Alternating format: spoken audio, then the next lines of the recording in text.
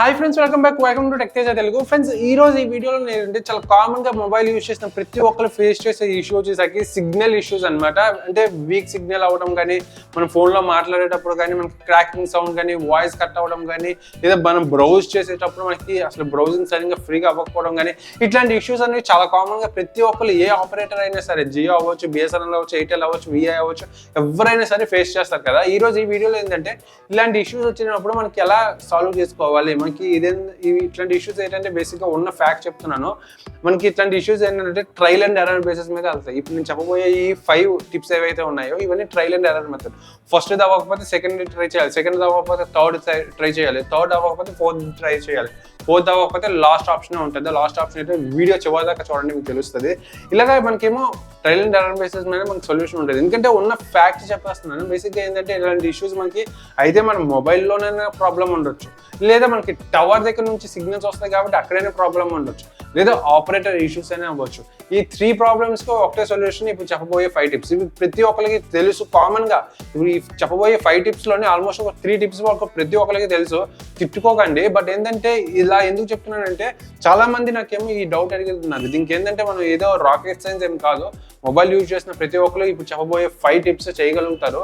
అంతే, చాలా మందికి తెలుసు కూడా. అగైన్ ఎందుకు చెప్తున్నానంటే కొద్దిగా అంటే ఎవరికైనా ఈ ఐడియా కూడా లేకపోతే, ఇలా కూడా చేయాలని ఒక ఐడియా లేకపోతే, సో దట్ ఈ వీడియో ద్వారా నేర్చుకుంటారని చెప్పేసి నేనైతే ఈ వీడియో చేశాను. వీడియో చివరి దాకా చూడండి ఫ్రెండ్స్. నచ్చితే లైక్ చేయండి, షేర్ చేయండి, సబ్స్క్రైబ్ చేయడం మాత్రం మర్చిపోకండి. ఇంక లేట్ చేయకుండా వీడియోలోకి వెళ్ళిపోదాం. Let's go into the video.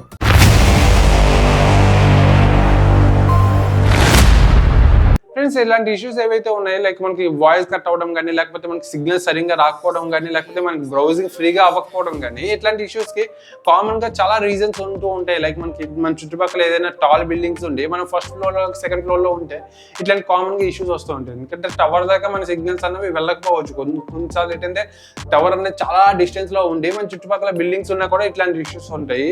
And second reason వచ్చేసరికి మనకి ఏంటంటే క్రౌడెడ్ ఏరియాలో ఉండి అందరూ కామన్గా ఒకే ఆపరేటర్ యూజ్ చేసినట్టయితే, అంటే ఎక్కువ మెజారిటీ ఒకే ఆపరేటర్ యూజ్ చేస్తారు, అంటే జియో కానీ ఎయిర్టెల్ కానీ, మనకి ఇట్లాంటి ఇష్యూస్ ఎక్కువగా మనకి జియో వచ్చిన స్టార్టింగ్ ఒక 1.5 year వరకు మనకి ఇట్లాంటి ఇష్యూస్ క్రౌడెడ్ ప్లేసెస్లో ఉంటే వచ్చేది. ఎందుకంటే చాలా మంది ఒక 100లోనే ఒక 95% మెంబర్స్ జియో యూజ్ చేసేవారు కాబట్టి అట్లాంటి ఇష్యూస్ వస్తూ ఉండేవి అనమాట.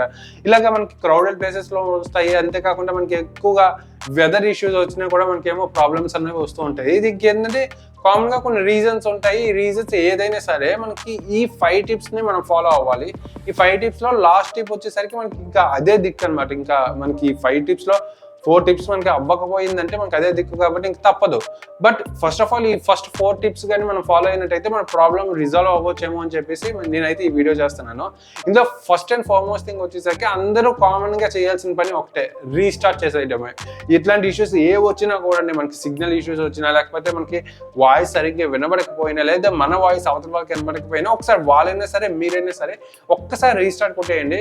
మనకి ఇట్లాంటి ఇష్యూస్ అంటే కొన్ని సెట్టింగ్స్ ఏంటంటే ఆటోమేటిక్గా చేంజ్ అయిపోవడం కానీ, లేకపోతే చిన్నపిల్లలకి ఇచ్చినప్పుడు అవి చేంజ్ చేసేయడం కానీ, ఇట్లాంటివి చేస్తే ఒకవేళ రీస్టార్ట్ చేస్తే వాటిని ఏమో ఆటోమేటిక్గా రీసెట్ అయ్యే ఆప్షన్స్ కొన్ని ఉంటాయి కదా, వాటిని రిజాల్వ్ చేసుకోవచ్చు అనమాట. ఈ విధంగా రీసెట్ చేస్తే కొంతవరకు, అంటే ఒక 10 to 15% వరకు ఏదైనా ప్రాబ్లమ్స్ ఉంటే మనకేమో రిజాల్వ్ అయిపోతాయి. అండ్ సెకండ్ వచ్చేసరికి నేను ఇందాకే చెప్పాను కదా, మనకి క్రౌడెడ్ ఏరియాలో ఉండి సేమ్ ఆపరేటర్ ఒకేలా యూజ్ చేసినట్టయితే మనకి ఈ ఇష్యూస్ అన్నీ వస్తాయి. ఇట్లాంటి ప్రాబ్లమ్స్ మనం రిజాల్వ్ చేయాలంటే మనకి ఇంకేం దిక్కు లేదు ఫ్రెండ్స్. మనం కొంచెం దూరంగా వెళ్ళిన క్రౌడెడ్ ప్లేసెస్ నుంచి కొంచెం దూరంగా వెళ్ళి మాట్లాడడం కానీ, లేకపోతే ఏంటంటే ఈ వాట్సాప్ కాల్ కానీ, లేకపోతే ఇప్పుడు కామన్గా అయిపోయింది కదా, మనకి ప్రతి ఒక్కరికి ఇంటర్నెట్ అనేది కామన్ అయిపోయింది. మనకి వాట్సాప్ కాల్ చేసినా కూడా కొంతవరకు మనకేమో ఆ వాయిస్ కట్ కానీ అట్లాంటివి అవుతాయి. ఆఫ్ కోర్స్ ఇంకా మనకి ఇంటర్నెట్ కూడా సరిగ్గా రాకపోతే మనకి ఇంకా చాయిస్ లేదా, మనం కొంచెం దూరంగా వెళ్ళి మనం ఏమో ఆ ప్రాబ్లం అయితే సాల్వ్ చేసుకోగలం. అంతకంటే మనం చేసేది ఏం లేదు. క్రౌడెడ్ ప్లేసెస్లో ఉన్నా కూడా మనకేమో కామన్గా ఈ ప్రాబ్లం అనేది వస్తూ ఉంటుంది. అండ్ నెక్స్ట్ వచ్చేసరికి ఇది టెక్నికల్గా కొంతమందికి తెలుస్తుంది, కొంతమంది తెలియకపోవచ్చు. ఇదేంటంటే మనకి నెట్వర్క్ సెట్టింగ్స్ ఉంటాయి ఫ్రెండ్స్.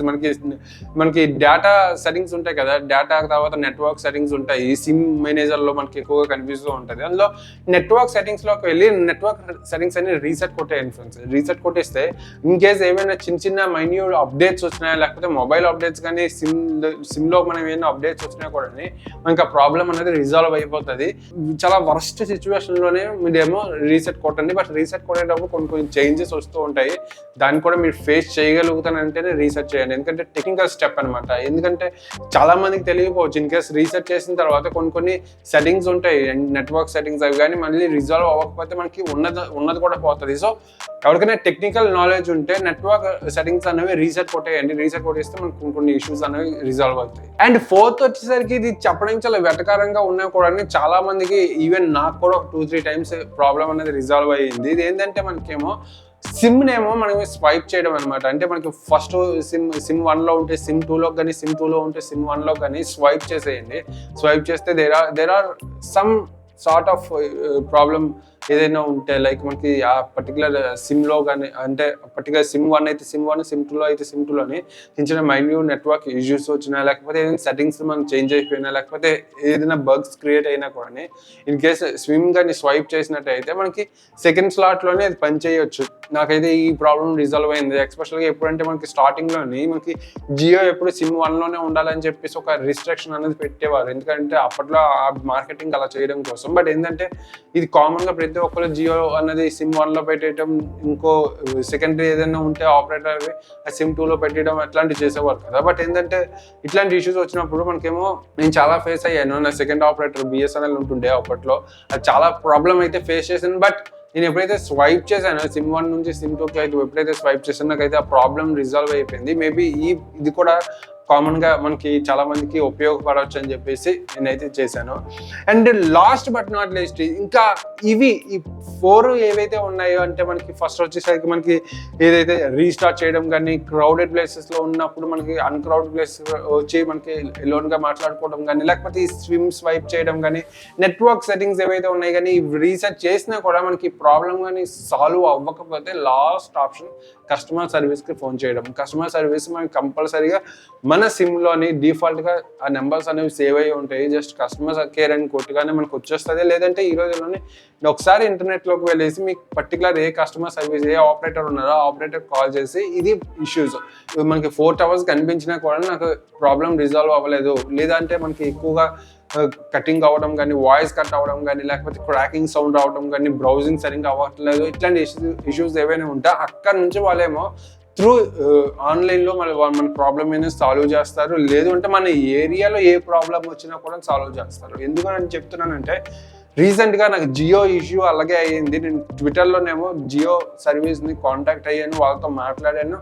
ఇంక్లూడింగ్ ఈ ప్రాబ్లమ్ని హై ప్రయారిటీలో పెట్టేలా చూసుకుంటే, రీసెంట్గా మా ఏరియాకి దగ్గరలోని ఒక టవర్ ఉండే, ఆ టవర్లో కొన్ని ఇష్యూస్ వచ్చాయి. ఆ ఇష్యూస్ సాల్వ్ చేయడమే కాకుండా అక్కడ నుంచి ఇంకొంచెం దగ్గరలోని, ఇక్కడ కొంచెం దగ్గరలో ఏరియాలో ఒక కొత్త టవర్ అయితే మనకేమో ప్రొవైడ్ చేయడం జరిగింది జియో వాళ్ళే. అంటే ఇదేంటంటే ఈ ప్రాబ్లం కామన్గా ఆ ఏరియాలో ఎవరికైనా ఉంటే ఈ ప్రాబ్లమ్ ఏమో వాళ్ళు ఫస్ట్ ఆఫ్ ఆల్ ఎగ్జామిన్ చేసుకుంటారు. ఓకే, ఈ ఏరియాలోనే మన సర్వీసెస్ ఏవైతే ఉన్నాయో అవి గ్రాఫ్ అనేది తగ్గుతుంది, ఇమీడియట్గా మనం ఏమో రిజాల్వ్ చేయాలంటే మనకు కొత్త టవర్ పెట్టాలి. ఎందుకంటే ఒకప్పుడు ఈ ఏరియా అనేది అస్సలు అంత పాపులేటెడ్ కాదు, అలాగని చెప్పేసి ఎక్కువగా బిల్డింగ్స్ కూడా లేకపోతుండే. బట్ ఇప్పుడు 5-6 floors బిల్డింగ్స్ వచ్చేస్తుండే. చుట్టూ ఆల్మోస్ట్ ఒక 10 to 15 బిల్డింగ్స్ అన్ని మోర్ దెన్ 5 floors ఉండడం వల్ల మనకేమో ఈ సిగ్నలింగ్ ఇష్యూస్ కూడా వస్తాయి అనమాట. దీన్ని రిజాల్వ్ చేయాలని అంటే దగ్గర టవర్స్ అనేవి పెట్టడం జరుగుతుంది. సో ఇలా ఈ విధంగా నాకైతే ఆ ప్రాబ్లమ్ సాల్వ్ అయింది కాబట్టి నేను ఈ రోజు ఈ వీడియో మీతో షేర్ చేసుకుంటున్నాను. ఇది ఫ్రెండ్స్, ఈ రోజు ఈ వీడియో మీకు చాలా యూజ్ఫుల్ అయి ఉండొచ్చు. In case